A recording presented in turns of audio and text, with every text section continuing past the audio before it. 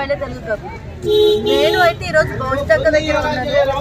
బోజ్డక్క అంటే ముంబైలో పెద్ద ఫిషింగ్ హార్బర్ అనమాట. ఇక్కడ నుంచి చాలా ప్లేసెస్ కి ఫిషెస్ అవి ఎక్స్పోర్ట్ అవుతూ ఉంటాయి. అండ్ ముంబై మొత్తానికి ప్రతిరోజు వేరే ప్లేసెస్ కి ఫిషెస్ అన్ని వెళ్తూ ఉంటాయి అనమాట.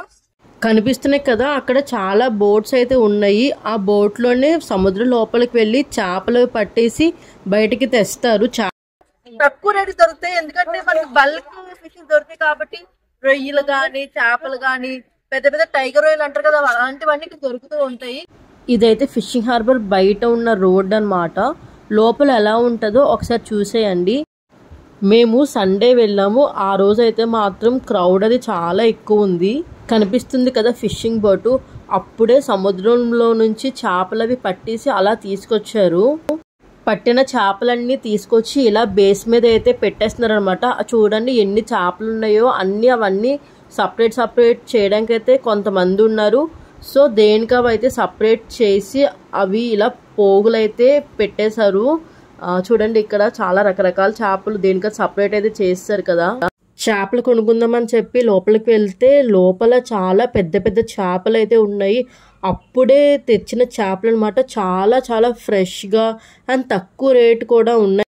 కింగ్ ఫిష్ అంటారు కదా, అవి కూడా చాలా తక్కువ రేటుకి అయితే దొరుకుతాయి ఇక్కడ. రొయ్యలైతే ఇక్కడ బుట్టలో పెట్టి మరీ అమ్మేస్తున్నారు. ఆ బుట్ట ఎంత అని అడిగితే మొత్తం కలిపి 1800 చెప్పారు. రొయ్యల్ని హిందీలో అయితే జింగా అంటారు. ఇంకా క్రాబ్స్ అవి కూడా చాలా ఎక్కువ ఉన్నాయి. బుట్టలో పెట్టి భలే అమ్మేస్తున్నారు అనమాట తక్కువ రేట్కి. ఇంకా చిన్న చిన్న పాప్లెట్స్ అవి కూడా ఉన్నాయి అక్కడ. ఇంకా రకరకాలవన్నీ అలా పోగులు పెట్టి అమ్మేస్తున్నారు. ఇక్కడ ఇవైతే కనిపిస్తున్నాయి కదా, ఇలా సైజు బట్టి రొయ్యలు ఒక్కొక్క ట్రేలో ఒక్కొక్క సైజు బట్టి దాన్ని బట్టి కాస్ట్ కూడా ఉన్నాయి.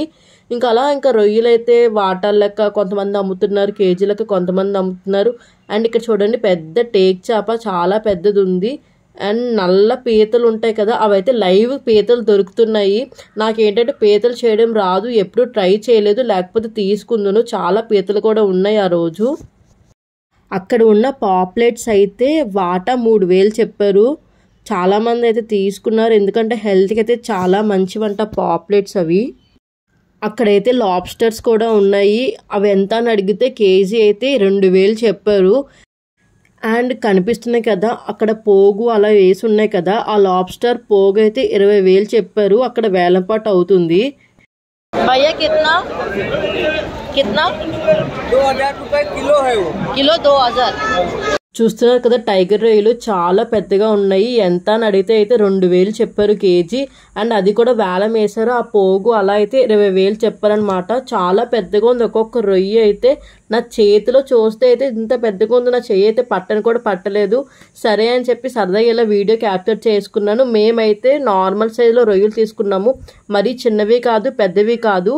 అవైతే కేజీ 350 రూపాయలు చెప్పారు. మేమైతే 2 కేజీలు అలా తీసుకున్నాము. 200వి 250, 500 అలా కూడా ఉన్నాయి అనమాట. ఒక్కొక్క సైజు బట్టి ఒక్కొక్క కాస్ట్ అయితే మారిపోతుంది.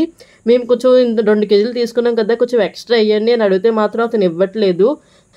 రొయ్యలు అక్కడే మేము తొక్కలేవి తీయించేసాము. మళ్ళీ ఇంటికి వస్తే అవి చేసుకోవడం కష్టం అని చెప్పి ఆ 2 కేజీల రొయ్యలు చేయడానికి అయితే 50 రూపాయలు తీసుకున్నారు. కొన్నప్పుడైతే ఎన్ని కనిపించాయో, తీరా తొక్కలు తీసాక తొక్కలు తప్ప ఇంకేమి కనిపించట్లేదు, చాలా తక్కువ వచ్చాయి.